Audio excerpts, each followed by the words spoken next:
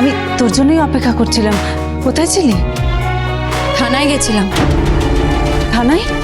কেন, কি হয়েছে? এফআইআর করতে গেছিলাম মা। বাচ্চাগুলো কালকে স্কুল গাড়ি থেকে কিডন্যাপ হয়ে গেল, তাই ওই পুলকারের লোকটাকে নিয়ে আমি এফআইআর করতে গেছিলাম। ইনফ্যাক্ট আমি স্কুলেও চিঠি পাঠিয়েছি, প্রেসকে জানিয়েছি কালকে একটা কনফারেন্স করব। আমার তো মাথায় এটাই ঢুকছে না যে বাচ্চাগুলো স্কুলে যাচ্ছে, তাদের সিকিউরিটির ব্যবস্থাটা কি, তাদের নিরাপত্তাটা কোথায়, আমি বুঝতেই পারছি না। আমার ছোট ছেলে ছোট মেয়ে স্কুলের গেট অবধি যাওয়ার পরে তারপর স্কুলের দায়িত্ব, কিন্তু তার আগে কাদের দায়িত্ব? ওরা কিভাবে স্কুলে যাবে, আমি কি করব, আমি তো কিচ্ছু বুঝতে পারছি না। তাদের সিকিউরিটি নিরাপত্তা। শান্ত শান্ত শান্ত।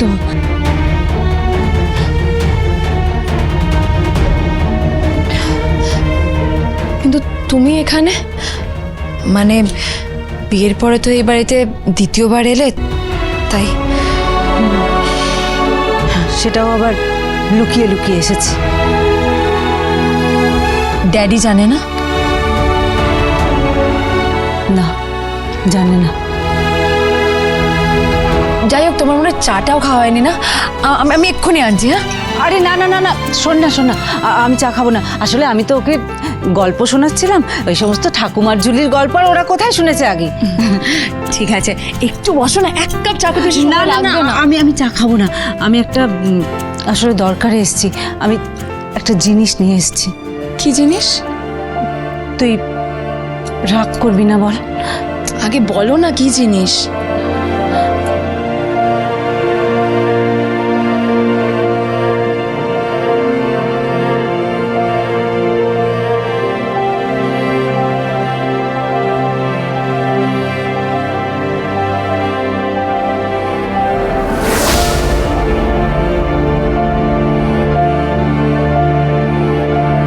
এত দামি নেকলেসটা আমার জন্য? না মা, আমি এত দামি গয়না তো তোমার থেকে কিছুতেই নিতে পারবো না মা, কিছুতেই না। মা, আমার স্বামী আমাকে যতটা দিয়েছে, যতটুকু দিয়েছে, আমি ওটাতেই সন্তুষ্ট। আমার এক্সট্রা সোনা চাই না মা, তুমি প্লিজ মা আমাকে। এটা আমি তোর জন্য নিয়ে আসিনি, আমি তোকে অপমান করতেও আসিনি।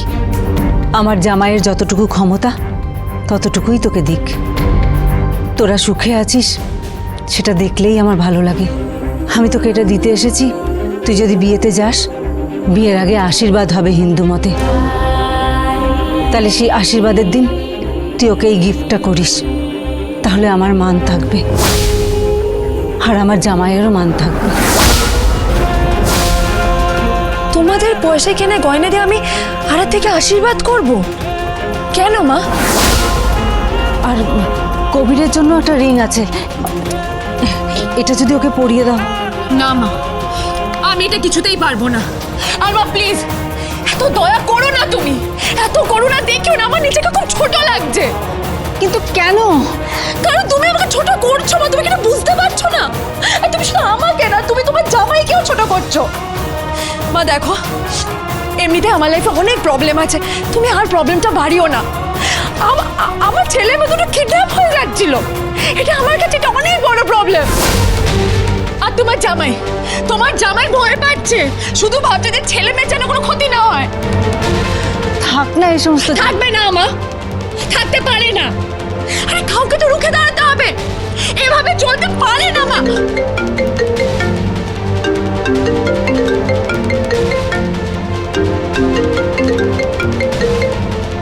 হ্যালো আঙ্কেল, ফোন ধরেছে। আচ্ছা, আপনারা কি এফআইআর লঞ্চ করেছেন? হ্যাঁ করেছি। কেন? আপনার স্বামী তো আমাকে কথা দিয়েছে যে ব্যাপারটা সেটেল করবে, মিটমাট হয়ে যাবে, তাহলে আপনারা এফআইআর লঞ্চ করলেন কেন? বেশ করেছি, তার কৈফিয়ত আমি আপনাকে দেব? আপনার হবু জামাই যখন আমার বাচ্চা দুটোকে কিডন্যাপ করিয়েছিল, ও ডাইরেক্টলি ইনভলভ নয়, এটা আমি আগেও বলেছি। তো ইনডিরেক্টলি তো ইনভলভ। আপনার হবু জামাইয়ের কথাই তো এই কিডন্যাপিংটা হয়েছে, এই কথাটা তো একদম পরিষ্কার। তাই আমি এফআইআর করিয়েছি। আর শুধু এফআইআর না, আমি স্কুলে চিঠি দিয়েছি, আমি লোকাল কমিটিকে জানিয়েছি, আমি প্রেসকে জানিয়েছি, কালকে আমি কনফারেন্স করব আর ওই ছেলেটাকে আমি কোর্টে তুলবো। আমি বলে রাখলাম, দরকার পড়লে শুধু ছেলেটাকে না, আপনাকেও আমি কোর্টে তুলব। কিচ্ছু করতে পারবে না তুমি, কিচ্ছু না। আমি তোমাকে, তোমার পুরো ফ্যামিলিকে হাওয়া করে দেবো। তোমরা কিচ্ছু করতে পারবে না। এই যে আমার কথাটা আপনি মন দিয়ে শুনুন, আমি যখন তুই শান্ত ফোনটা আমাকে দে তো। হ্যালো, হ্যালো হ্যালো, কে বলছেন? আমি ওর মা বলছি। কি ভেবেছেন কি আমার মেয়ে জলে পড়ে আছে? আমার মেয়ে কিন্তু জলে পড়ে নেই, এটা কিন্তু মাথায় রাখবেন। আপনি কে সেটা আমি জানি না, আর আমার জানার কোনো আগ্রহও নেই, কিন্তু ভুলেও যদি আমার মেয়ে বা আমার নাতি নাতিদের দিকে হাত বাড়িয়েছেন তাহলে কিন্তু খুব বিপদে পড়ে যাবেন, কথাটা মাথায় রাখবেন। আপনি জানেন না আমি কোন পরিবারের বউ, আপনি এটাও জানেন না আমার মেয়ে কোন পরিবারের মেয়ে। তাই নিজের লিমিটের মধ্যে থাকুন। দরকার পড়লে আমি প্রেস ডাকবো, নিজের মেয়ের পাশে থাকবো, আমি কিন্তু থানায় যাব। দুটো শিশুকে অপহরণ করতে গেছিলেন, আবার থ্রেট করছেন। বেশ করেছি।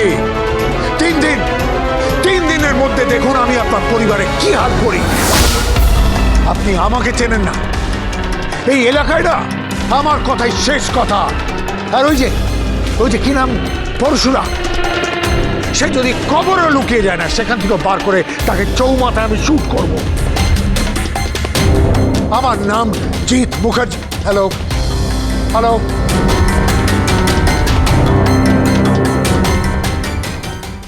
তোমরা চিন্তা করছো কেন? কিচ্ছু হবে না, পা আছে তো।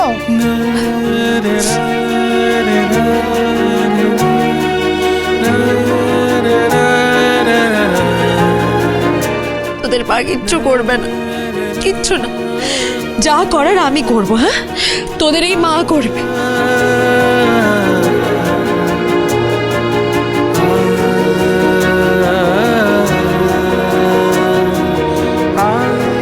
সাবধানে থাকিস মা। আজ তাহলে আমি আসি। হ্যাঁ, 1 মিনিট মা।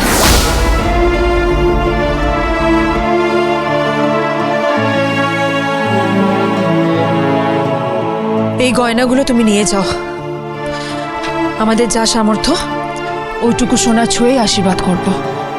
তটিনি, এটা নিয়ে কিন্তু অনেক কথা হবে। হোক মা, কথা হোক। ওরা এমনিতেই অনেক উদ্ধত, আর তোমার বর আর দেওর আমার বরকে সারা দিন সব সময় অপদস্থ করে অপমান করে। কিন্তু আমি তোমাকে একটা কথা বলে রাখলাম, দেখবে একদিন আসবে যেদিন এই জামাইকে এই মানুষগুলো ক্ষমা চাইবে, ওর সামনে মাথা নিচু করবে। আর যদি এমনটা না হয় তাহলে আমার নামও তটিনী নয়, এইটা তোমাকে আমি বলে রাখলাম। ঠিক আছে, আসছি আমি। তুমি যে চলে যাচ্ছ, স্টোরিটা তো পুরো শোনাই হলো না। পরে এসে আমি তোমাকে আবার স্টোরিটা বলবো। এখন এক মস্ত স্টোরি লিখছেন ভগবান, সেখানেও একটা রাক্ষস আছে যে তোমাদের মতো ফুটফুটে রাজকুমার আর রাজকুমারীদের তুলে নিয়ে যাচ্ছিল, অপহরণ করছিল। আর কি নাম যেন বললো? ও, পরশুরাম, যে তোমাদের দেবদূতের মতো এসে বাঁচিয়েছিল।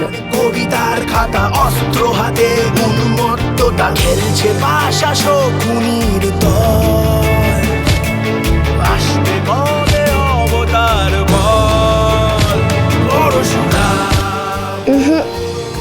দেবদূত আর কেউ নয়, আমার পা, দ্য রিয়েল হিরো।